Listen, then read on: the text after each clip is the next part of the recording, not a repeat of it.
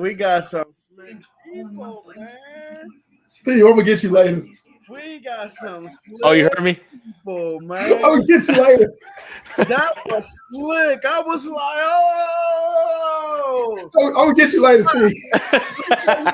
Okay. That's for the green room. Say that for the green room. Y'all need to get us up to 500 subscribers. I keep trying to tell y'all. Y'all don't want to listen to me. Get us up to 500 subscribers so we can start a Patreon for this show while we up in the green room. Y'all gonna miss. Y'all keep missing the good stuff. Okay. All and I know the fourth one is not on here right now, but all four of us. It's something different in that green room. I'm trying to tell y'all, but y'all want to listen to me.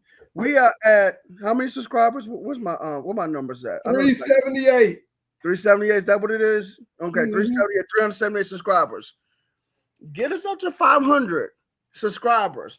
It's not difficult. It's 378 y'all. If you add one person per 378, we'll be way over 500. Because I know 378 times 2 is way over 500. It's got to be about close to 7. Yeah. Okay. So get us up to 500 subscribers. Patreon. You can see what we do in the green room, how we act in the green room. Y'all just missed something funny. Literally. Just now. Literally a tenth of a second before we went live. Literally a tenth of a second before we went live. Y'all missed something good. But y'all don't want to listen to me. I know. It's all good. Guess what? We still love y'all because we fans just like you guys are. Let's get it going. All right. Woo! Y'all know what it is. Coach Williams, NFL Encyclopedia, Wildcat quarterbacks that run this show. Y'all know me. I'm a future Hall of Famer. All right. That direction, Steve Space Age, the man who came up with the idea of the show. I'm going to keep reminding y'all, too. I'm going to keep reminding y'all till y'all get it. Okay? That'd be me. What's up, y'all? I might even give y'all a quiz one day. I don't know. I'll figure it out. I might give y'all a pop-up quiz. What's up, Steve? What's going on? Chilling. All right. And then down below, coming straight out the city, home of Chopped and Screwed Music, the run and shoot offense, the good guy with the black hat, Pando 316.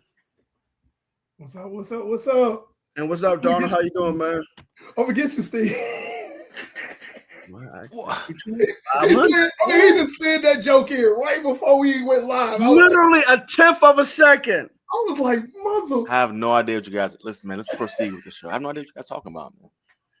Lying. Y'all seen that old cartoon Doug when Mr. Dink bought that little lie machine, and when he was called lying, it'd say lying. Yeah, that's what's going on with him right now. Okay, that guy right next to me, not the one down below. The one, yeah.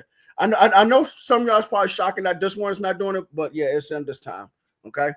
Anyway, let's get going. So y'all see the title of the show: quarterbacks, young, old, and everything in between. Listen, we got a lot to talk about with these quarterbacks, man. And we got breaking news out of Indianapolis. Okay, 44-year-old grandpa Philip Rivers. Literally. Literally a grandpa. Yeah, he really is grandpa. I didn't make that up, okay?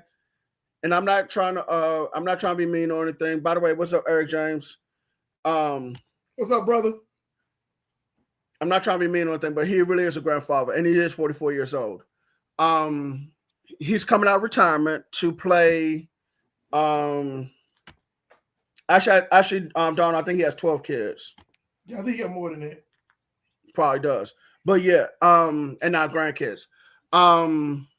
He's coming out of retirement to play football again, this time with the Indianapolis Colts. Fun fact, real quick. Let me give you a couple fun facts.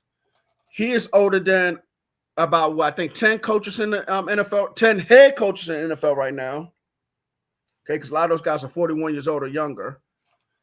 When he was a rookie, Emmitt Smith, Jerry Rice, and Tim Brown was all still in the league starting when he was a Let that rookie. sink in.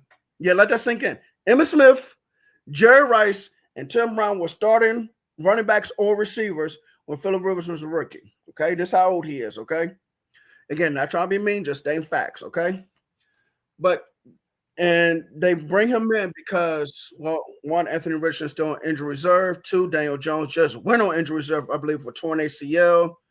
So they need quarterback, and they decided to go with Philip Rivers from North Carolina State University.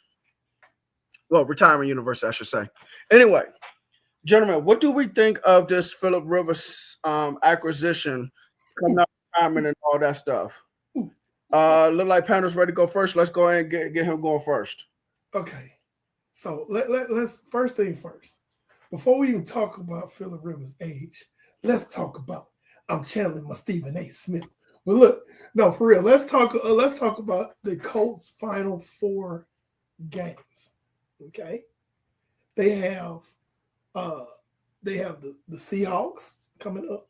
Okay. Who has the second best defense in the league right now and one of the most ferocious pass rushes in the league. Then they have the 49ers. Now, the 49ers don't have very much of a pass rush since they lost Nick Bosa. So they yes, they could have called Cam Newton, Eric, you're absolutely right. But 49ers is still a pretty formidable they're a pretty formidable team, even though I keep picking against them. And that's my team. I keep picking against them because I'm like, something going to give. But that's still a pretty formidable team. You got the Jaguars, who have a pretty good defense and have been hiding the inconsistencies of Trevor Lawrence. Division game. And then finally, to end the season, you have the Houston Texans, who do have the best defense in the league and some straight dogs rushing the passer. Why not? With Danielle Hunter and Will Anderson. Okay? So now let's get into talking about Philip Rivers. Hey, Philip Rivers is 44 years old. Philip Rivers was not very mobile in his prime. And now he's 44. Now, devil's advocate might say, hey, listen, man, he got a great resume. He's done a lot of great things in the NFL. Maybe he's trying to play for a championship. Stop the madness, okay? Because, yes, the Colts are good. They're better. But looking at the rest of they're not better than New England. They're not better than Denver. You'll cut the deck on a couple of other teams. But why would you want to put yourself in that position to where grandpa gonna be in a wheelchair, okay, to get beat up? The last 4 games are dogs. Man. Even the floor, 3 of those last 4, because I'm not gonna really count 49ers defense right now. They just holding on like by 3. Now, But the other 3 teams. Hold on, let me cut you off right there real quick, because I know how you feel about San Francisco, and it does make 100% sense. But you still got to remember who your defensive coordinator is. Robert Saleh. Yeah. Robert Saleh should get assistant coach of the year. Off the top of my head, without really thinking about it. But yeah, he's definitely assistant coach of the year because he's gotten that defense to completely outperform, overachieve since losing everybody. I hear what you're saying, but I'm just saying that in comparison to the other 3 teams that left. Yeah. Okay, that makes sense. That makes sense. So them 3 other teams, they got somebody that's coming for your head, that's coming off that edge. Like they got some dogs coming off the edge. You could think of them 3 teams, all of them got 1 or 2 elite pass rushers. That's true. And Philip Rivers was a statue when he was in his prime. Like, come on, man. Like, yeah. Hey, listen, who wants to Who wants to be a crash test dummy? We're gonna put you in the car and drive you into a brick wall about 5, 6, 7 times. Ooh, me. That's Phillip Rivers right now. Go ahead, Steve. Yeah. Well, number one, Robert Saleh, he won't get that because San Fran's been competitive for the past I don't know how many years. So he won't get that recognition. He's a great DC, but he's not going to get that. Their success hasn't been drastic since he's been there. They've been good for a long time now. I'm gonna But as far as push back on that before you go into the talking about. go ahead. Go ahead. San Francisco had one of the worst defenses in the league last year. Now they top 10. Yeah, but you guys have been, very good for the past like 7-8 years. So it's not noticeable really as far as for the masses looking at win losses. Okay. That's what they look at when it comes to that. They don't look at 6-10, rankings. 9-4, probably going to be 10-4 because they play Tennessee. Yeah, that's not going to be very noticeable to the masses who vote for things like this. But anyways, Phillip Rivers, man. So, we spoke about this offline. Daniel Jones worked in that system. He's a mobile quarterback. He's made some big plays with his legs, some big third down conversions. He's not Lamar Jackson, but he's made some plays with his legs that Phillip Rivers cannot do.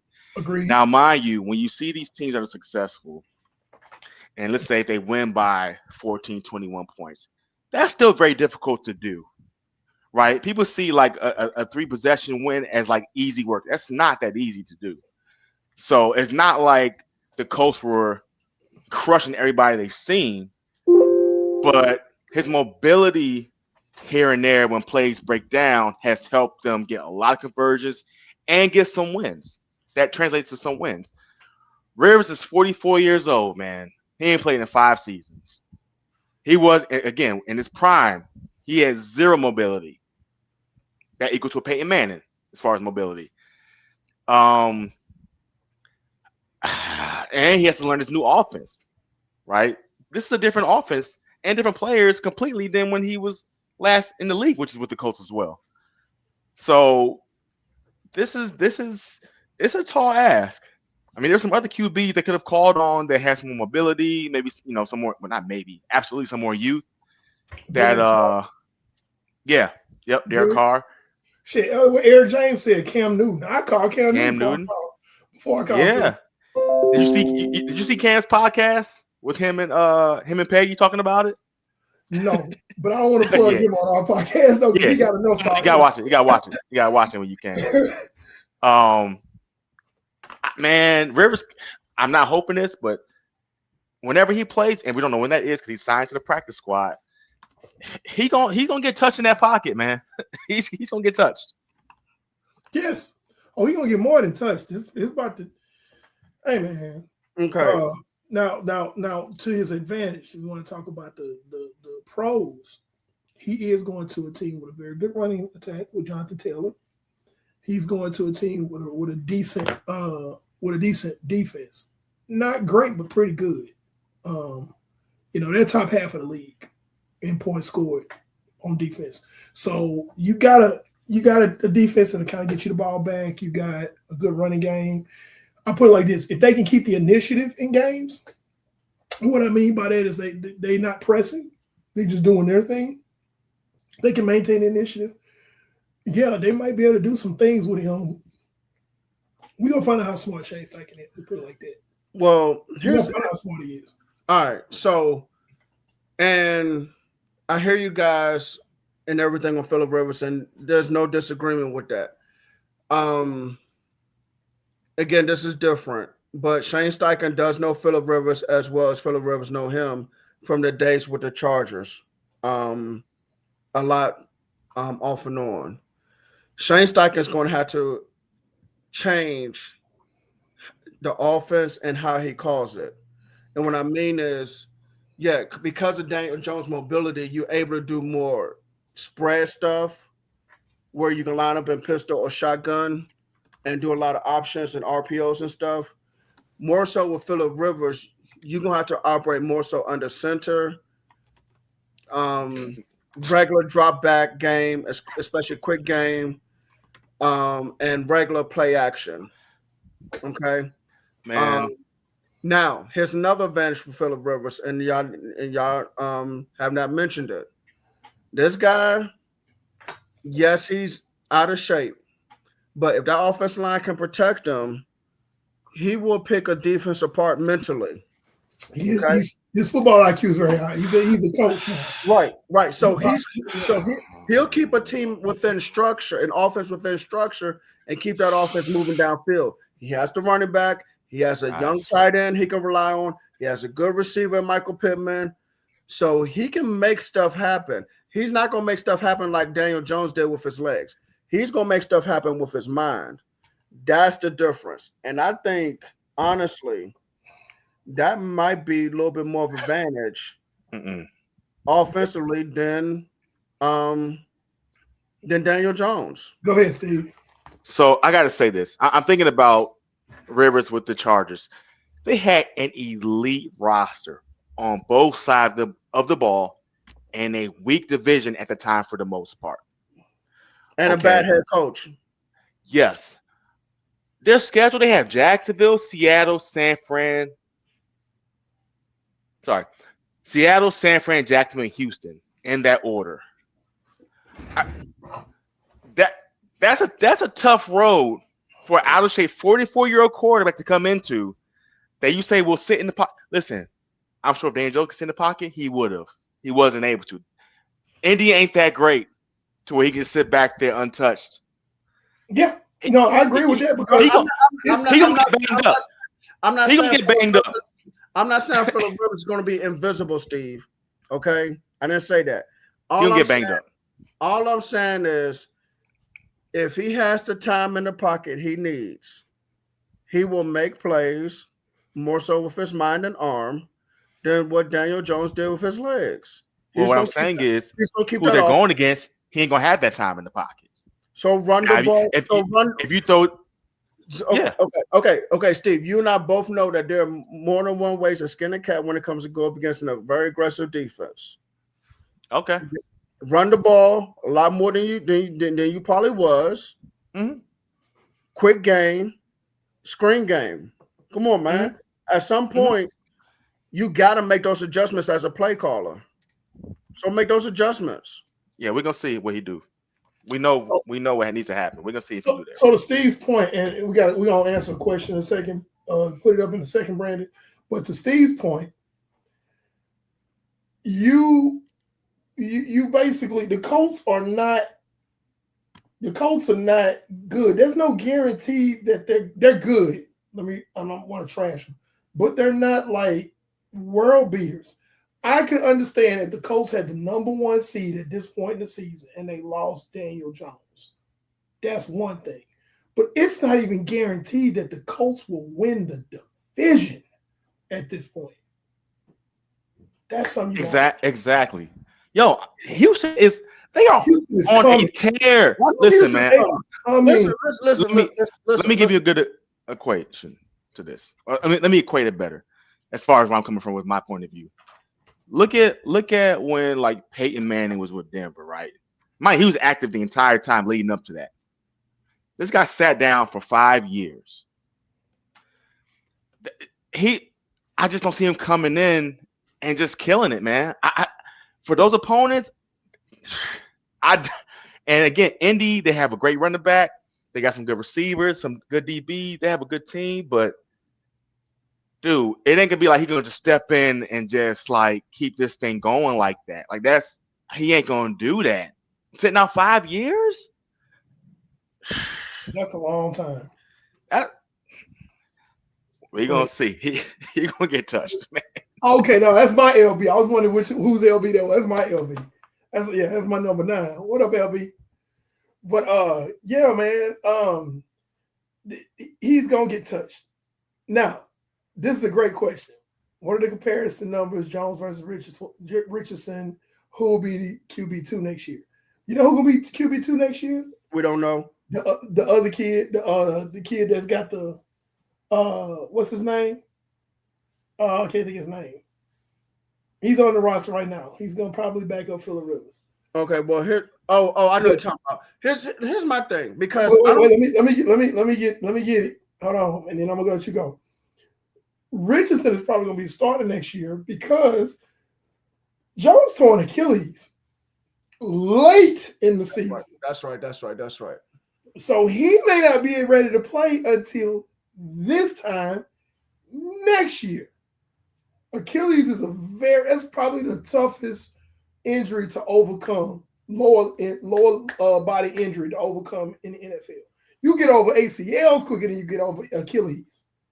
So, yeah, they probably going to go with Richardson next year. And QB2 is good. They might call me hell. I don't know. And listen, I hear you say Anthony Richardson, and that's an extremely valid point. Honestly, how do we know they plan on keeping Anthony Richardson? Because good point. Because so honestly, you asking who'll be QB2 next year? Right now, just off of week 1 roster, we don't know who's going to be QB1. We really don't know. And they're living in the now. Indianapolis is living in the now, which, like the kids say, 6'7". It one on one hand, one on the other. I understand why they're trying to live in the now because they haven't been this competitive in a while, and they're trying to milk it for all they got. But on the other side of it, it's like, hey man, y'all look better than you have been, but you're not them dudes right now. They're not. They're not much better. It's kind of like they're a little bit better than what I look at with Carolina. Carolina is much improved. Right. But you're not fitting to go all the way this year. Not even close. Yeah, man. They not that's true. No, that's true. I agree with y'all. They not them dudes, man. It's like by the time this is all said and done, we all predicted Houston to win the AFC South. And it can still happen. That's the crazy thing about it. They started off slow. And then the last couple of weeks, they have been nuts. Houston has been insane. They went in the Arrowhead and said, look here, let me tell you something. Referees cheated us in that damn playoff game. You about to get this work. We about to hold you to no touchdowns, Pat Mahomes, and we're going to pick you off 3 times. And we're going to show you what time it is. So that's a good segue. Speaking of quarterbacks that they've been called to play and they putting the ball in his hands, we got quarterbacks that they took the ball out of his hands when you had an opportunity to tie or win the game. Cleveland. I know there's a lot of Cleveland fans that's mad. If there's any watching right now, we understand your pain. Kevin Stefanski got to go, man. I hate to say that. Kevin Stefanski got to go. Ain't no way in the world you take a quarterback out of the game with an opportunity to tie, and he's thrown for what, 346 yards? 306 was it 360? Why do you hate? All I know, I know the 3 was in the beginning, and I know 4 and 6 was one of the last 2 numbers. I forgot which order it was in. It might have been 364, but he threw 3 touchdown passes and ran for another. Yes, he did. So why do you hate to say that he has to go? Listen, man. Bad leaders got to go, man. Yeah, listen. I said, why do you hate to say that he has to? He has to go, man. He's doing everything he can. Ego driven. To limit Shador's success. He didn't want to draft him. Ego driven. He didn't want to play him. Mm-hmm. He didn't want him to win the game for them. Dude, he's doing everything he can to hinder Shador Sanders. It's as blatant as ever. I'm telling you, Ray Charles can see it. As ever, man. I mean, what else can he do? Yeah. He's only being forced to play Shador because he's doing well. The GM and owner, they're making him play Shador. Like if it's up to Stefanski, he wouldn't be playing. You're right. He wouldn't. Yeah, if you put the ball specifically solely in Stefanski's court and said you make the call on who starts, Dylan Gabriel will still be the starter, and they still be dog water. They would still be absolute dog water.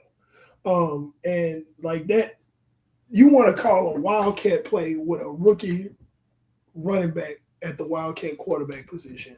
And it was a bad play that had no chance, man. Did y'all see the play? Yeah, that was Judkins. Quishon Judkins was the guy who won this. Oh, man. It was. I was watching that going. I'm at home like, what? Like, if I'm playing Madden, right? If I'm playing Madden and I have to throw a game, but I still have to run a play, I would do something like that. That play. Like, if I got to run this play, I got to do something. It was nuts. I want to lose this game, so this is what I'm going to do. Oh, man, it was terrible. Now, what was it? The anomaly on top of that? What Stefanski did wasn't an anomaly. That was just him being stupid. But the anomaly was how bad Cleveland's defense played. That blew my mind. The fact that it was even a game and Tennessee pulled it out and won the game. That was mind blowing because I was like, hey man, the Browns defense gonna go in there and do that thing, and they gonna get a couple of turnovers and give Shador a couple of short fields, you know. But I was really shocked at how bad Cleveland's defense played. Like Cam Ward is getting better, but come on, that's Cleveland defense. That's top 3 defense, man. Yeah, clear. Yeah, so And I'm surprised Myles Garrett he only had like 1 sack that game, which I was shocked. Yeah. I was really If you hold Myles Garrett to 1 sack, you blocking. Myles Garrett get 1 sack and like 5 or 6 pressures, you actually won.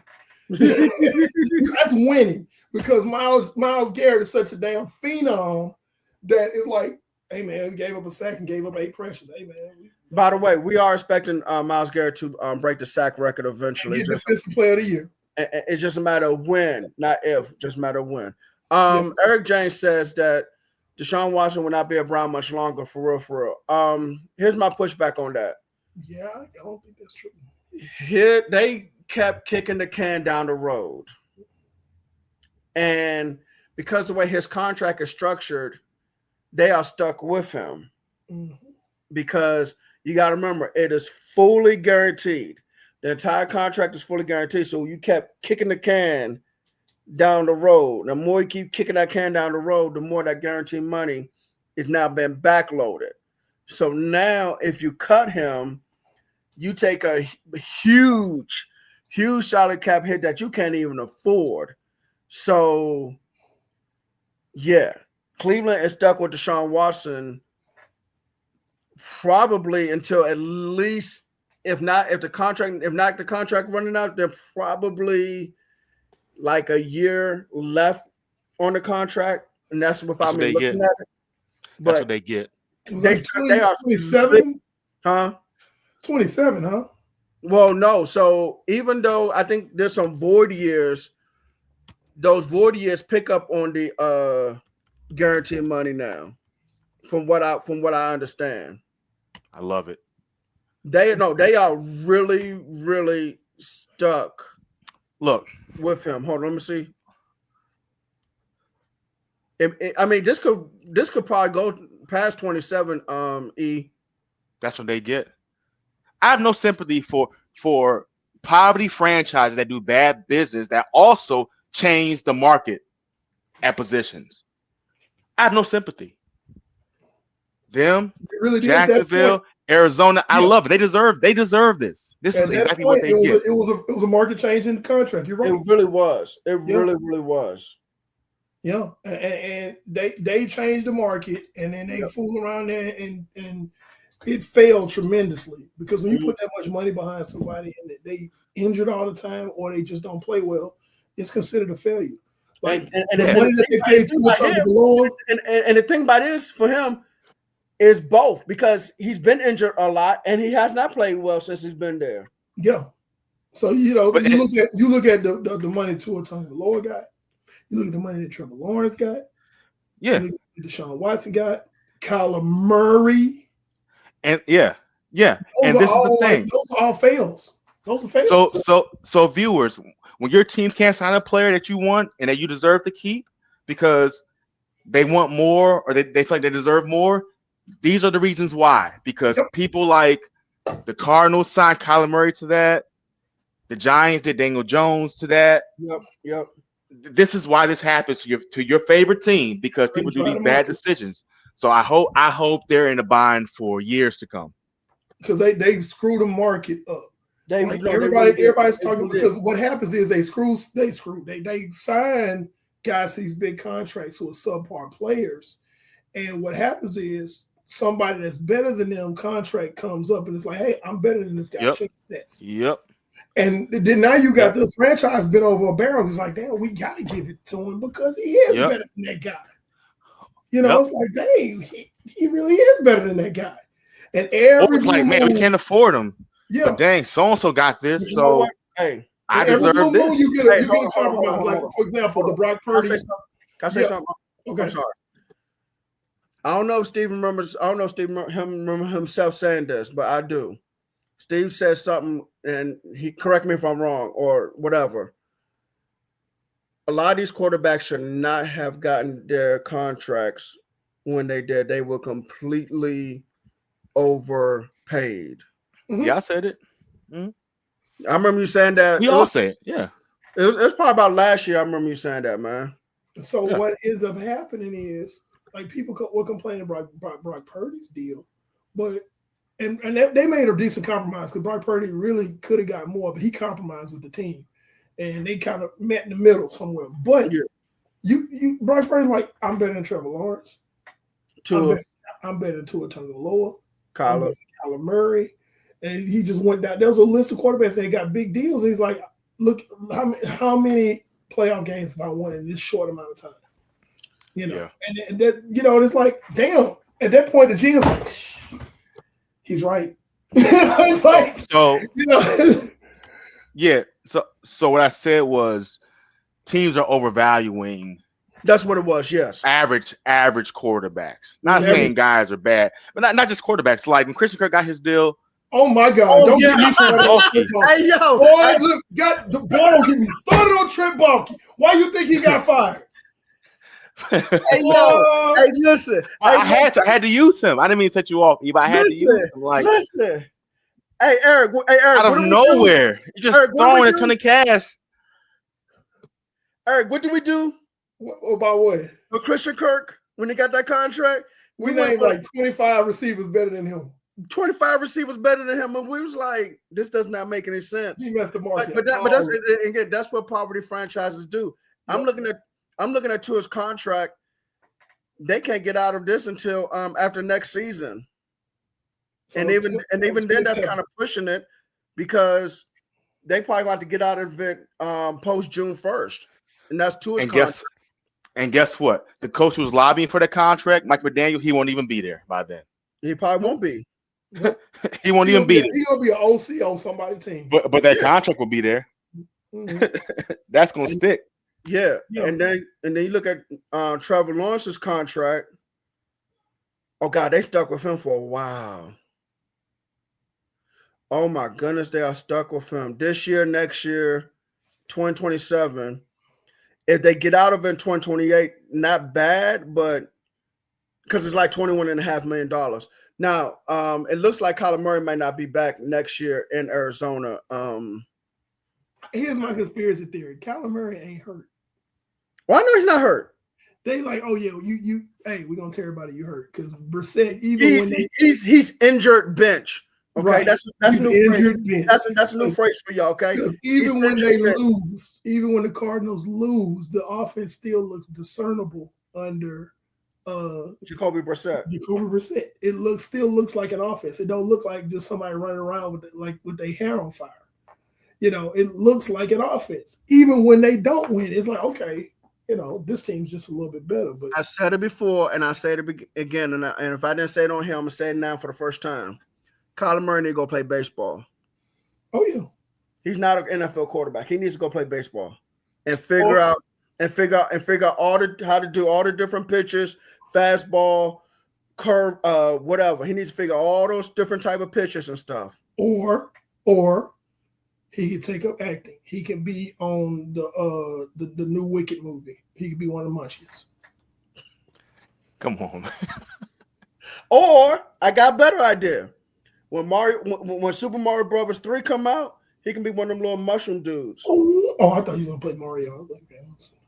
No, he can be one of them little mushroom dudes. You know, little brown mushroom. When he dudes? sit on the toilet, his feet dangle.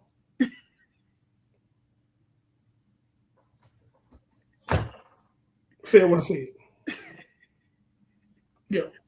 All right. Quarterback. But we talking about teams that ain't got no chance of going nowhere. They've either already been mathematically eliminated or they're close to it, and they still got people out there.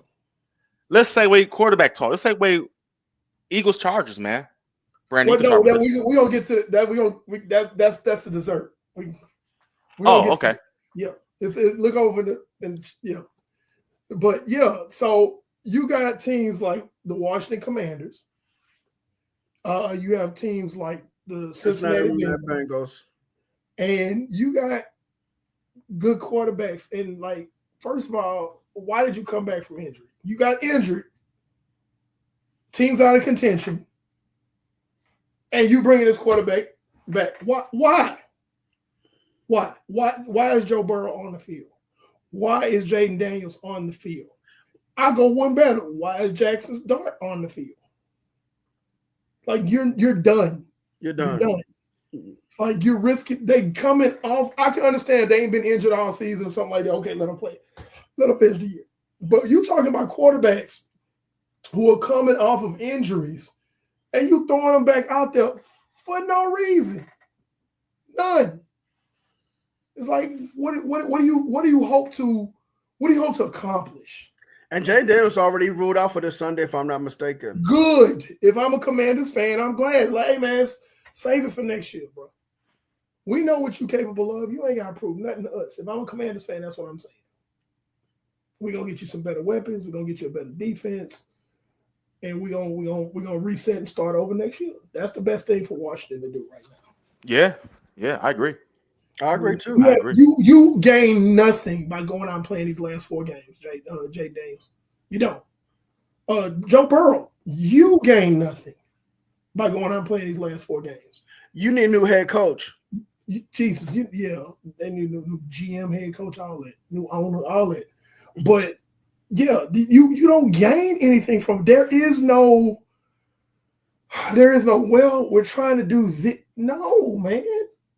They're coming off of injury. You're risking re-injury. Joe Burrow had turf toe. You know how hard that is to overcome. Brock Purdy's playing with turf toe right now with a metal plate in his cleat to protect that toe. Okay? Now, I get him playing because the Niners are still alive, even though it's not going to last long. It's not sustainable. But, yeah, well, that's the thing. They want him to play. He's not playing this week, but they may try to play him next week, Carl. That's the thing. And it's like, what are you doing? What? No, there's nothing. No, that's like, okay, I'm going to put it in terms of one football game.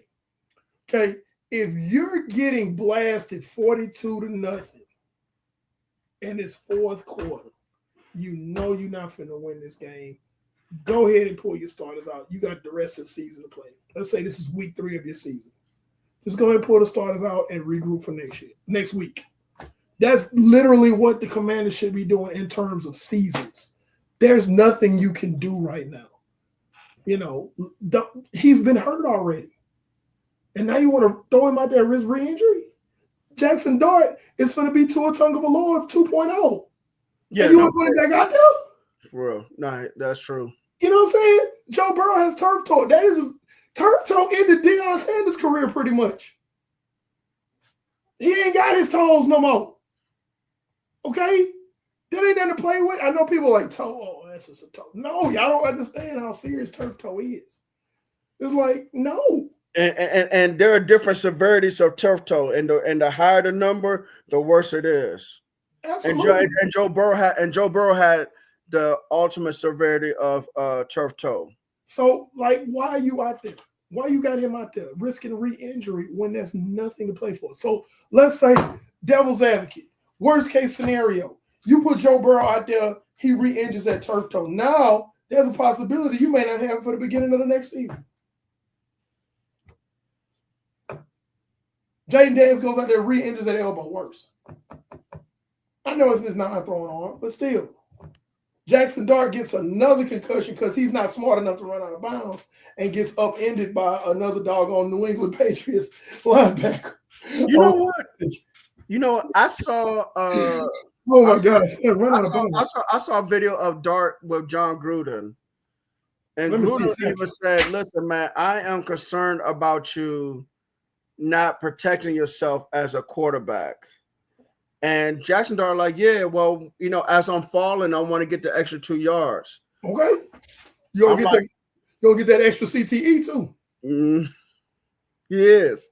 And he's not gonna last long because, and this one thing I always say, what you get away with in college, come on, you cannot always get away with it on an Hello. NFL level. Hello. Just because you was able to get those extra 2 yards as you was falling in college, NFL is a different animal. It's a different beast. Yes. Okay, you have grown men out there who been eating off-season peanut butter every year, getting faster, stronger, and they hit harder. Some of them cats you played against in college, they about to be. He should have learned his lesson after that New England game. Listen. Some of those guys, and nothing wrong for 9-to-5 job because I have a 9-to-5 job, but some of those guys you played against in college gonna have 9-to-5 jobs. They're not gonna be out there on Sunday, Sunday night football, Monday night football, Thursday night football, whatever the case may be. Okay, so you was able to get away with that stuff. Here, you got grown men getting paid 6, 7, 8-figure salaries, and defensive players love to hit mobile quarterbacks because once they see how much you love to run, they say, okay. I got something for you. Even though you're a quarterback, we're going to treat you like a running back. I got something for you. What's up? And again, New England showed that. Yeah, they did. But when I was like, is he going to run? No, he didn't run out of bounds. Oh, my God. Yeah, see, that's what happened. Mm-hmm. That's literally what I said while I was watching that. Like, them cleats went up in the air. Whee! You remember that dance when you used to go? Like that's what happened with his cleats. It was like they went up and Lord. So yeah, but we digress. We being funny right now, but there's no point in these guys playing at this point. That's the point we're making. It's like GMs, coaches, they got to be smarter. The player yourself, you got to be smart. I know you're a competitor, but you're not competing now. You're just spinning your wheels at this point. Let's regroup for next year. It's called a strategic withdrawal. Like we can't do nothing right here. All I can think about is Rocky IV. That's the way Rocky fought the Russian, and Apollo had called Rocky over and was like, "Hey, no, they was at Rocky's house, and he was like, "Hey, man, I'm gonna fight the Russian, blah blah blah." And they was watching a fight of Apollo and Rocky when they was younger, fighting and everything. They sitting there watching fight each other. And he's like, "Hey, man, I like who you are too, champ. But look at that. Look up there. We can't do that no more, champ. You can't do that no more. That ain't us up there no more." That's literally the team. That ain't us up there no more. We can't do that. Hey, Rocky was trying to tell Apollo, "Hey, man, that dude gonna kill you." And what happened? They throw the damn towel. That's what happened later in the movie. So yeah, he ain't throw the towel. So we telling you right now, Bengals, Giants, Commanders, throw the towel. Throw the damn towel. Throw the towel. You messing up your future. We think, I know me personally, those three guys got a lot. Well, we know what Joe Burrow is. Those two guys, we know what they are. They could be. They have a lot of potential. Once Jackson Dart learn how to protect himself, he could be really good. And we know what Jaden Daniels can be when you put the supporting cast around. You could really mess up the trajectory of your franchise. Hey man, sit down. Smart coach is gonna say, Dan Quinn's gonna say, "Hey man, you ain't got nothing to prove, man. Just sit out the rest of the season. We're just gonna put you down the rest of the season. We're gonna let Mariota finish.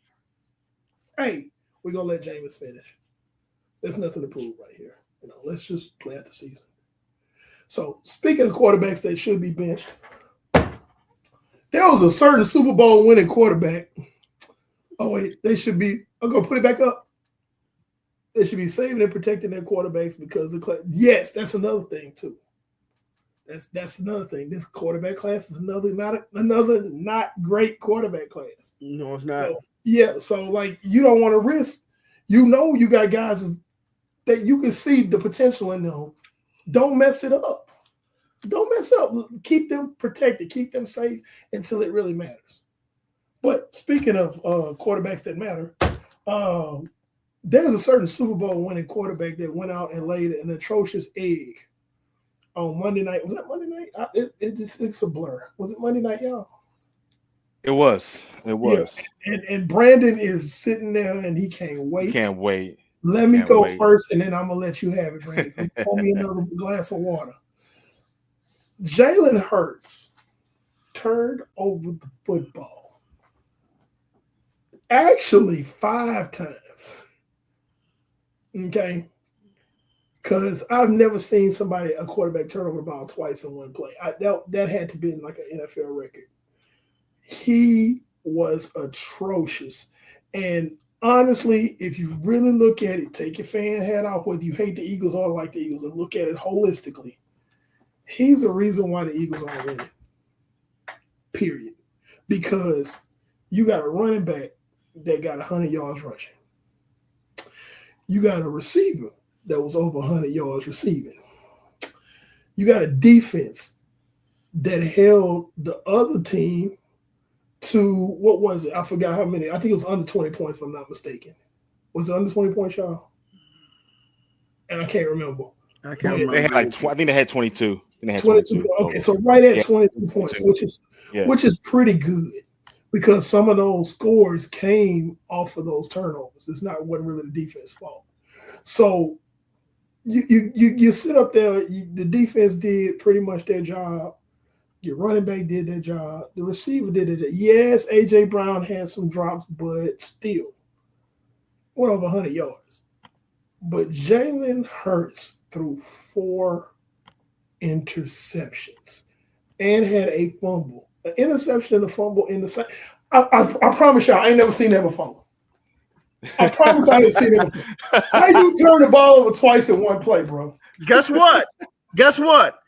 Brandon, Congratulations, Jalen Hurts. You are the first player in NFL history to turn over the ball twice. You threw an interception. The Chargers recovered it. They fumble. You pick it up, and then you fumble, and the Chargers get it back. Congratulations, Jalen Hurts. You are the first player in NFL history to do such a feat. I am proud of you. I congratulate you. And this is why I continue to say, go ahead, that you're not a quarterback, son. But he is. He is a quarterback, man. Steve. What do you mean? Steve. What do you mean? Steve. Okay, you know what? Let me say this. Yes, you're right. He is labeled a quarterback, okay? What they did was they drafted him as a quarterback, okay? They put him on the depth chart and put his name down, gave him a jersey number, and labeled him as a quarterback. Yeah. But just because it says you play quarterback doesn't mean that you should be a quarterback. This man, since you know I'm trolling you. You know I'm trolling you. College at Alabama Crimson Tide, this man could not read a defense. He cannot read the middle of the field. And I keep getting the same stuff. I keep saying this. I keep seeing the same stuff over and over again on Twitter since day one. The man cannot read a defense, and these Eagles fans want to defend him like like he's Jesus Christ. Okay, he is a terrible quarterback. You have all these weapons, and you cannot execute. You have one of the best offensive lines in the league. You still cannot execute. And y'all Eagles fans want to sit and talk about, well, it's the offensive coordinator. Let me tell y'all something about your offensive coordinator. He is your former passing game coordinator for the last 2 years. You think all of a sudden he just went numb and dumb? He knows what Jalen Hurts' limitations are. It's on film. Everybody been saying the same thing over and over and over again. Jalen Hurts is a limited, quote-unquote, quarterback. Let me tell you something, man. Go ahead. And you're right. And you know what? I don't speak up for Eagles fans, but they don't like him either, man. They really don't. You know, and there's some stat out there where he doesn't throw across the middle or something like that. Like he doesn't have any pass across the middle more than like 20 yards this season or something like that. But Eagles fans, man, they've had it with him, man. It's so bad. It was a topic of conversation on First Take today about how people want to bench him. Now, I wouldn't go that far personally, but Eagles fans are sick of him, man. They really are. They are. Yeah, it's getting to be pretty glaring with Hurts. Because again, you look at every other facet of the team and they're playing relatively well. And it's like they've lost 3 in a row, and it had a lot to do more than not with Jalen Hurts. And they have a great roster. Yeah. They do have a great roster. Hey, listen, I hate the Eagles. I do. But I can't deny the roster. I cannot deny that defense coordinator who I respect the hell out of. Okay. And I respect the general manager. But it's like Howie Roseman is like, oh my God. I respect the general. I respect what he's doing. Okay. Okay. But Jalen Hurts is the reason why they are struggling right now. They are 0-3 these last 3 games. It's bad for them. It is really, really bad for them. And now, Jeremy Fowler put out on Twitter recently that the Eagles could be drafting a quarterback. He did say that. Yep. He said they were looking for one. Now, I don't know how much that will play into 2026 if they just trying to get him used to the offense and stuff. And then we'll see what happens 2027. But yeah, they saying that this is going to be like a Carson Wentz, Jalen Hurts type situation. And Carson Wentz, who Eagles fans were loving to death, was also, well, he's not even a backup quarterback. He may have to go to UFL and try to do something. Because right now in the NFL, like I said, and I told Tristan this back, Steve. I don't know if you remember this. When we went to that Cowboys game against the old Commanders back in 2022, I said Carson Wentz not even a backup quarterback. And Tristan said, well, he still has the talent. I said, okay. Your boy's not a backup quarterback. Oh yeah, he was starting for Washington at that point. He was starting for Washington at the time. Yeah. And I said Carson Wentz was a punter playing quarterback because he was just literally throwing the football. A punter? Arm punt. Arm punt. Yeah, that's what he was doing. He was arm punting. The man was sitting there taking the football to go, and the defense be like, "Thank you." He said, "We."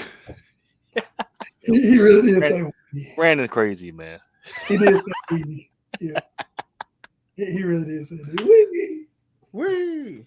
That was funny. So yeah, the best deodorant is winning.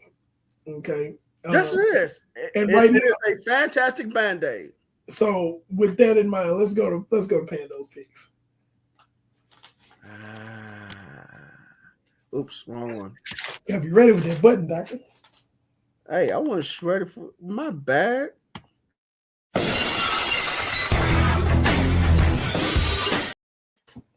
All right. So last week was the first week that I went under 500, y'all, because they had a whole bunch of what the heck games last week. It was like, are you serious? Like, for example, let's be real. Who saw the Titans beating the Browns? Who saw that? Like, I knew I didn't.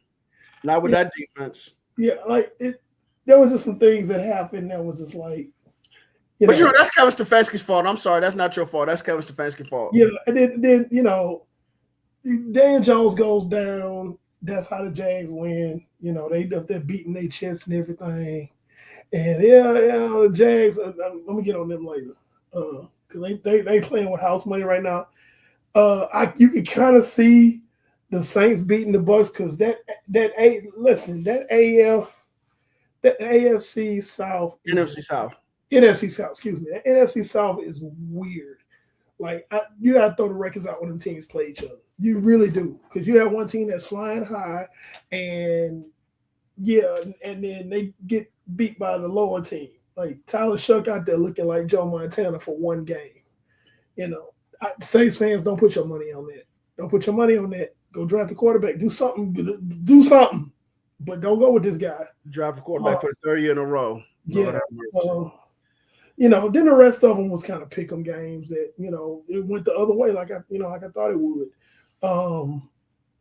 So yeah, that was my first losing week out of these weeks. In 14 weeks, that was my first losing week.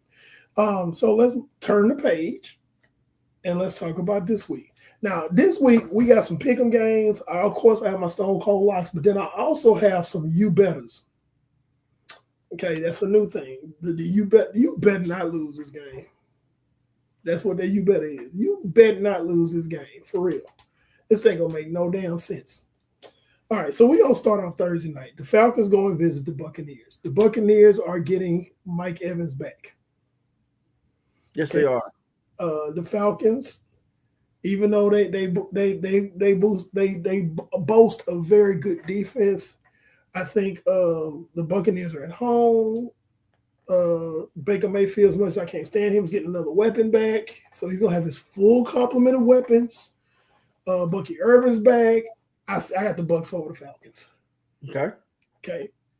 This is a you better not lose this game. That's one of them. Next one.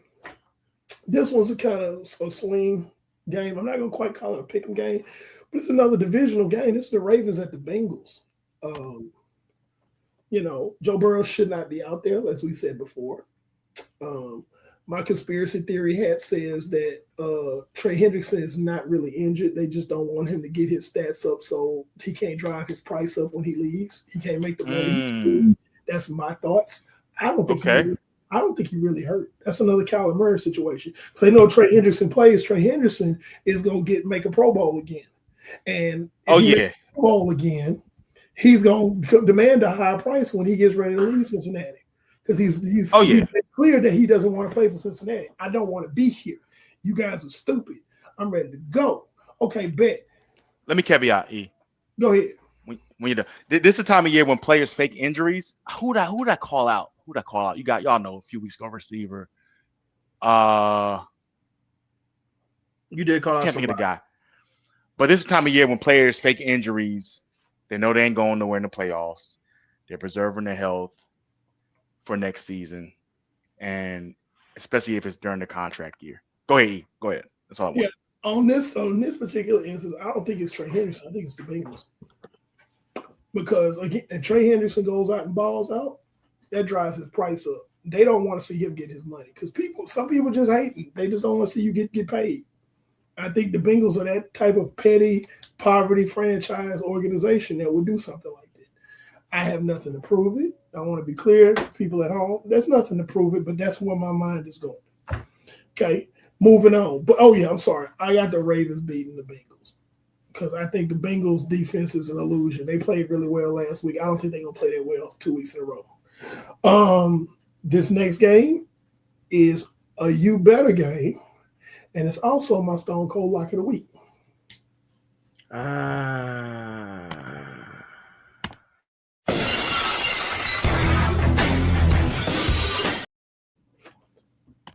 The Raiders are traveling to Philadelphia to play the Eagles. Okay. Now, the Raiders could be a little bit better because Geno Smith is not playing. Geno Smith is not playing. So the Raiders might be a little bit better. But again, this is a Eagles you better game. This is one you better win this game. The Raiders are absolute dog water. Listen. Week after week. I said that before they played their first game. Listen, let me tell y'all something right now. If the Eagles lose to the Raiders, cancel the season. No, you think the Cowboy fans are horrible, E? They are going to be so horrible to Eagles fans. Eagles going to have to go hide under a rock, go inside of a turtle shell. No, Jalen Hurts going to have to. He's going to have to go somewhere. He gonna have to. If they lose, it's going to be his fault. Did y'all see? Listen, did y'all see when the OC for the Eagles, when his house got like burglarized or something? He got Yep. vandalized because they threw eggs at him. Eggs at him and everything. Yeah. That's what Eagles. I'll say to anybody, Eagles fans, y'all. That's how y'all act. That's the class you'll have as an organization. I had to get that out there. My bad. And it's not a lie. Go ahead. E. So yeah, I got the Eagles winning this. They got to right the ship, and there's no better way to right the ship than to play a team that's absolute dog water. You playing a JV team, you better win this game. Better, because this don't make no sense. Cancel the season. You don't deserve to be in the playoffs if you can't beat the Raiders. Period. Okay. Next game, the Cardinals travel to Houston to play the Texans. Ooh. Let me tell you something. The Texans defense is nauseating for other offenses, for opposing offenses. They are sickening. And if the Rams can do that to Jacoby Brissett, you can bet your sweet, well, I can't say that on the L, but the Texans defense is going to do the same thing. Jacoby Brissett might get picked off 2 or 3 times. He probably will. Okay. The Texans put on a clinic the last 2 weeks against the Bills and the Chiefs. That defense put on a defensive clinic. This is how you shut down, quote unquote, great quarterbacks. We finna show you. And they did it against great quarterbacks. So what you think they're going to do against Jacoby Brissett? That's true. Okay. So, yeah, I got the Texans winning that one going away. This next game is a pick'em. The Chargers are traveling to Arrowhead to play the Chiefs. This is a must-have game for the Chiefs. They got to win this game or else they are done. And we're literally witnessing the Chiefs not make the playoffs. We're witnessing Patrick Mahomes not making the conference championship for the first time in his career. First of all, sorry to cut you off. They no longer have an opportunity to even win the division. Yeah. That ship has sailed. That ship sailed. Still out of the playoffs. But yeah, like right now the Chiefs have a 13% chance of making the playoffs. Even if they win against the Chargers, they have an 18% chance. So they're kind of in the same boat as the Dallas Cowboys. They could win the rest of their games and still not make the playoffs. That's true. If they lose, they're done. They have less than a 1% chance. Ooh. If they lose to the Chargers. I still got somewhat of a little faith in Andy Reid, and I think that the Chiefs will pull this out. Plus, I think that the referees will have some extra padding in their back pocket. So that's why I got Cash out. Money. Yeah. Shmoney. Yeah, so I really feel like the Chiefs going to win this game. But it's a pick'em game because you never count out Jim Harbaugh. Don't ever count him out. So this is one I wouldn't be shocked if I was wrong about. Okay. Next game. Bills travel to Foxborough to play the Patriots. This is basically for the AFC East. Yeah. And right now the Patriots look like the stronger team. They got the best defense. No, they do. They got a quarterback that's playing on par with Josh Allen. Josh Allen still, he still does some stuff, but Drake May is playing on par with him right now. He's really on par with him as far as playing really well. Then so when those two things cancel each other out, you got to go with defense. And I don't trust the Bills defense. I don't. I trust the Patriots defense, Mike Vrabel-led defense. I trust that. But I don't trust the Bills defense. I still feel like like Josh Allen can move the ball a little bit because he's Josh Allen and those tight ends are fantastic. Kincaid and Knox, he's still hurting at receiver. Yeah. But the Patriots got a better complement of players and they had a better defense. And they are at home. So I'm going with the Patriots. I'm with you. I have the Texans defense and the Patriots. And I'm like, I got some Texans because the Cardinals this weekend because the Patriots defense. I mean, the Bills defense. I can't trust them against the Patriots, man. Or really anybody. I wouldn't. And the Patriots. Last game we saw the Patriots in, they thought it was the '80s. Remember that video, that VHS tape? I don't know, I might be dating myself. It's called NFL Rocks, and it was just a video of hard hits over. That's what last week was. The Patriots was like, They hit Jackson Dart. The tight end tried to fight the dude. They hit Jackson Dart. The very next play, that tight end got his rocked. It was like, oh no, you get this smoke too. Like if you go back and look at He got it. He got it. It was literally just Giants players flying across the field, getting knocked everywhere, which way from. Remember that video game Blitz? Yes. That's what it looked like. And I thank you, referees who called that game, for not throwing unnecessary roughness flags. That was a throwback game. I loved it. They let the Patriots play 80s and 90s football. And I was loving it. All you saw was cleats flying in the air. You saw people just get hit, just like laid out. I loved it. So, yeah, the Patriots defense is like, oh, my God. They jumped in an 85 DeLorean and went back to the 80s, and they playing 80s football, NFL rocks football. That's what they doing. So, yeah, I like the Patriots defense. Moving on. The Jets are traveling to Jacksonville to play the Jags. I still don't believe in the Jags, but the Jags are going to win this game. Okay? I feel like the Jags are going to completely crap the bed once they get into the playoffs, provided that they don't get knocked off by Houston and don't make the playoffs, because Houston is coming. Next game is a pick'em. It's not a pick'em because both these teams are great. It's a pick'em game because both these teams are so bad right now, and that's the Commanders at the Giants. Man, let me tell y'all something right now, man. The New York Giants are trash, trash, trash, trash, trash, trash, trash, trash, trash, trash, trash, trash, trash, bam, trash. Yeah, I mean, yeah, the Giants, Commanders are, they're going without Jaden Daniels. The Giants are bad. It's a pick'em game. It could go either way. It's literally not who's the best team. It's who's the least worst.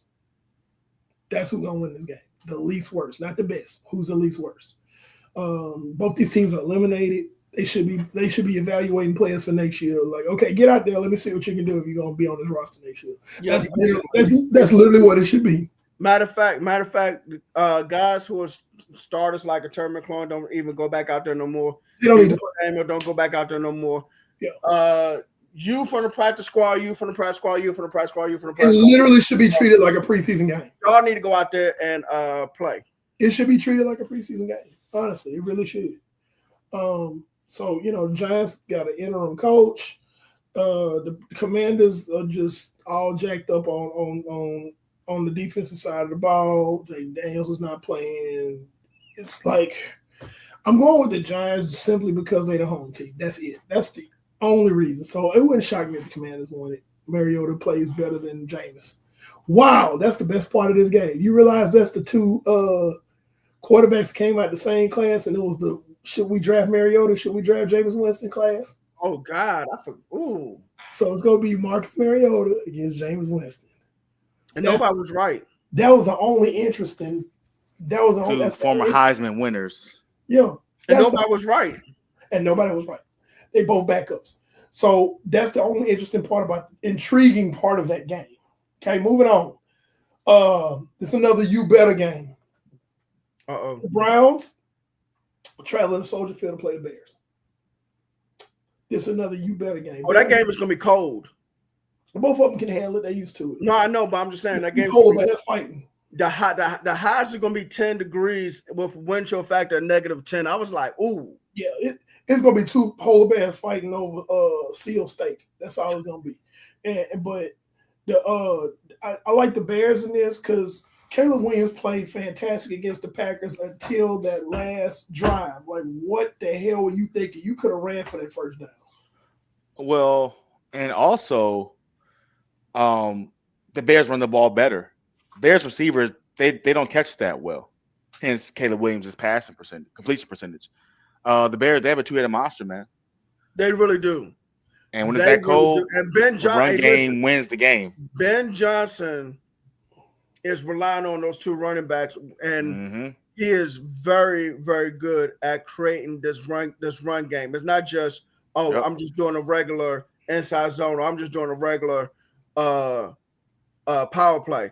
This guy really is creative with the run game. Yep. And your linebackers better have good eyes, or else you in trouble. They're in trouble. Yep. Better play your gaps. That's all I gotta say. But I like the Bears winning this game. I think Cleveland's defense is gonna bounce back a little bit, but I think the Bears gonna have enough. Again, this could go the other way. I mean, Shador could have another great game, provided Stefanski doesn't throw him under the bus with his play calling. You know, but because that factor of Stefanski possibly throwing Shador under the bus with his play calling, I'm gonna go with the Bears. If that makes sense. No, that makes 100%. Hey, I can't argue with you. Yeah. So, like, if you had a coach that was actually for Shador, that was there for Shador, then we'd have to have a discussion about this game. But I think the Bears are going to win because I feel like his coach going to sabotage him. Next game, Panthers at Saints. This game is shaping up to be better than what we thought it would be because the Panthers are still alive for the playoffs. Will they make the playoffs? I doubt it.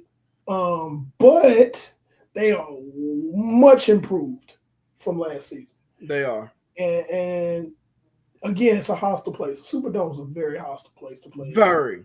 However, I think the Panthers can pull it off. And the Saints really, honestly, Saints, y'all should be tanking right now. Honestly, you really should. But I like solid cap space. and get rid of some guys. But I like the Panthers to pull this off. You know, Bryce Young, I mean, he plays great one game, next game it's like, who is this kid? Like, literally, the Panthers they're schizophrenic. 1 week is like, wow, okay. And the next week is like, yep, that same old Panthers. Then the next week is like, wow. You know, so, I mean, you're talking about a team that basically knocked off the Rams. You know? So it's like, but then they lose to a team that they should beat. But I still like them to go into New Orleans and win this game. This next game is a pick'em. This is going to be probably the game of the week. This is the Lions at the Rams. Okay? Fun fact, the Rams play better on the road than they do at home. The Rams are at home. Okay. Yeah. So the Lions are decimated still in their secondary. Otherwise, I would go with them. Matt Stafford going to go out there and throw 11 yards to Puka Nacua and Devontae Adams, which I don't have a lot of time to get off into it, but it's just really funny how they say some quarterbacks are good because they had this great supporting cast, and they wouldn't be nothing without this great supporting cast. And Matthew Stafford happens to have 2 potential Pro Bowl wide receivers, 2 really good running backs, and a top 3 defense. Nobody's saying that about him, but go off. Yeah, he has a squad. He has a good squad. Yeah, he really does. The hypocrisy is deafening because they'll say that about somebody else and be like, oh, well, he is only good because he's got the Avengers playing with him, you know, but they won't say it about Matthew Stafford, you know. Oh, they'll say one quarterback, oh, he needs to be benched for his backup because he threw 2 interceptions in the game. Matthew Stafford turns the ball over 3 times. Nobody bats an eye. But the hypocrisy is definite. The hypocrisy is definite. That being said, as much as it pains me to say this, the Rams are going to beat the Lions. That's what I believe in. I would love to be wrong about that, honestly. Yeah, exactly. Every time he's been good, he's had strong supporting cast. He's had a superhero or a damn transformer or a couple of superheroes with him. But, you know, he's only good because of who he played with. Oh, okay. You gonna keep that same energy for Matt Stafford? I didn't think so. Hypocrisy. Anyway, next game. The Colts travel to the Seahawks to play. Seattle play the Seahawks. Seahawks defense is on 1. It's not quite Legion of Boom yet, but it's damn good. And we talking about, I don't know who's going to start. I don't know if Philip Rivers is going to start this week. If he does, he's probably going to start and finish this week. I doubt it. I doubt he starts this week. And if they do put the other kid in there, I forgot his name. That's how much we know about it. They put the other kid in there, they're going to murder him too. I don't think Sam Darnold's going to have to do a lot. They're going to run the ball and just rush the passer. That's what they're going to do. And the Seahawks going to win this game. As much as it pains me to see them win, they're very good. And watch this. Hot take. Seattle's a better team than LA. Okay. Seattle's a better team than LA. They are. I think Seattle might actually win the West. I really feel like they might win the West. Seriously. I mean, all three teams, San Fran, Seattle, and the LA going to the playoffs. All of them is like in the 90 percentile to make the playoffs. So those three are going to make the playoffs. But honestly, I like Seattle to win the division right now. They're playing better. They're a better team, honestly, than the Rams. Now they play each other, I think, in 2 weeks, I believe. So we'll see. Spoiler alert: I'm probably picking the Seahawks barring injuries. Okay. Packers at the Broncos. Pick 'em game. Yep. Jordan Love's been playing really well. However, you about to see the Broncos defense. Broncos on fire, man. Listen, They're on fire, man. listen, Love ain't playing. He been playing that great. listen. Broncos on fire, man. Yes. Listen. So that Broncos defense is they about this the real deal is Houston's defense. They wasn't what. Them jokers are not playing with you. They gonna hit you. They gonna take the ball from you. They gonna stop you from running the ball. And guess what? They at home. Broncos. So this next game here is another you better. This is a you better game. Tennessee Titans travel to Levi Stadium to play the Niners. This is a you better game. This is the only game that I think I've picked in the last, probably since Fred Warner went down. This is the first game that I picked the Niners to win. This is a you better game. The Niners better win. You at home. I think I think Vegas has the Niners like a 13-point favorite or something like that, something ridiculous like that. It's like you better win this game. I'm going with the Niners on this one. But if the Niners lose this game, cancel the season. Because if you can't beat the Titans, you sure can't win the playoffs. I'm sorry. So I'm going with the Niners. This next game is a you better. The Vikings are coming to AT&T Stadium. The Vikings have turned into a train wreck. J.J. McCarthy's awful. If you put Carson Wentz in, it's just as bad. I don't think the Vikings defense can withstand Dallas's offensive attack, provided George Pickens actually, makes a concerted effort to actually catch the ball and run routes. Even if CeeDee Lamb has not cleared concussion protocol, I still got the Cowboys beating the Vikings. This is a you better game. You better. My only thing is I'm afraid that McCarthy could have a game like he did against Washington and just be fantastic. Listen, this is a you better game. Dallas better win this game.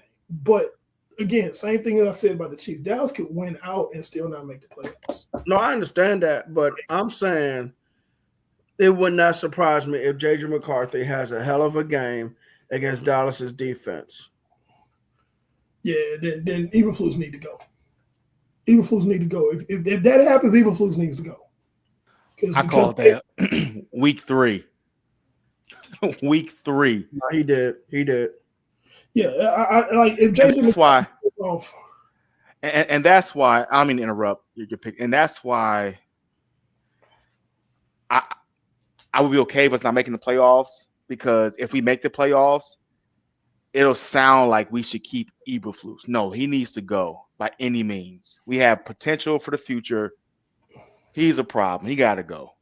I mean, it's like I felt. It's literally like I felt when the Niners had Nick Sorensen as the defensive coordinator, and the team was rolling, but the defenses were terrible. We had a long string of great defenses, top 10 defenses. Here come Nick Sorensen, and now we in the low 20s, the upper 20s of defense, rather. Because let's be real. Let's just pretend, right? Let's say some theme music.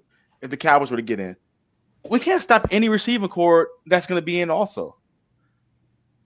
Like, we'll get killed by everybody. It's cool to say we got in, but we get crushed by anybody in the NFC in the first round. I share the same sentiment about my team. It's like, okay, yeah, we getting the playoffs, sure, but what's the sentiment? Like, what's the end game? Hey, what up, chick? What's the end game? Because I really feel like, and I predicted this before the season even started. I said the Niners are probably going to be the 6th or 7th seed, and then they're going to get dog walked in the first round. That's what I said. That was my prediction before a single regular season game was played. It was for a different reason. It was because of the youth of the defense on the defensive side of the ball. That was before all the injuries happened. Yeah, that's true. I remember you saying that. I said it was for a completely different reason, but the same result. I really feel like it's going to be the same result. I'm like, okay, we got in, but to what end? You know, like I feel like we don't have a first round exit because none of the teams in the NFC right now we can match up against because of all the injuries. You know, now the crazy part here, Fred Warner's running now. That's insane. Fred Warner foot got turned all the way around, and he's running now. There's videos of him running, doing rehab and all of that stuff. It's like, what? Hey, man. Somebody find out who his surgeon was, and I don't think he's human, honestly. Somebody find out who his surgeon was, and yeah. And so his timeline to return would be if the Niners made the conference championship. He could play in that game. That's nuts. But the problem is the Niners ain't gonna make the conference championship. But I digress. Last game, the Dolphins are going to Pittsburgh to play the Steelers. It's gonna be cold up there. The Dolphins are a horrible cold weather team. Plus the Steelers, you know, they doing just enough to make sure that they don't have a good draft position to get a good quarterback. So the Steelers are gonna beat the Feds. But you know what though? The Dolphins, for some reason, their ground game has gotten better over the last few weeks. Devon Achane is the real deal. Comes from Marshall High School in Fort Bend, right here in Houston. Man, they've been running with all season, man. Achane been a beast. No, he really has been. Achane, He's been killing it. If you have He Achane really has. fantasy team, we're getting into fantasy playoffs. And Brandon, remember you say he can't run between tackles. You said that. If he's available, go get him. If there's somebody that's on a losing team, I don't see how you could have him on your team in fantasy and be a losing team and not make the fantasy playoffs. But see if you can trade with somebody. If there's not a trade deadline in your league, go get Devon Achane because he's still gonna do his. They may not win the game, but he's gonna do his. He gonna get his. So to recap, Bucks over the Falcons, Ravens over Bengals, Eagles over Raiders, Stone Cold Lock, you better. Texans over Cardinals, Chiefs over Chargers, pick them. Patriots over Bills, Jags over Jets, Giants over Commanders, pick them. Bears over Browns, you better. Panthers over Saints, Rams over Lions, pick them. Seahawks over Colts, Broncos over Packers, Niners over Titans, you better. Cowboys over the Vikings, you better. And Steelers over the Feds. Those are church now. I still disagree with you better between Dallas and Minnesota, but okay. Because Dallas is done. They don't win that game. They're like, I think they're mathematically like, because that's a conference loss. Yeah, I know it's a conference loss. All right, so thanks for joining us for another week of Just a Fan Podcast. We are live next week, and yes, we are live Christmas and New Year's Eve. Okay, so please still join us. We will be live. Again, thanks for joining us. We are live on YouTube, Facebook, and Twitch. You can follow us on Facebook, TikTok, IG, and Twitter. Coach Williams, future Hall of Famer. That Direction, Space Age, Steve. That's me. Yes, sir. I'm going to get you, Steve. Panel 316, the good guy with the black hat. Peace out, y'all. Hey, get us up to 500 subscribers, everybody. Thank you.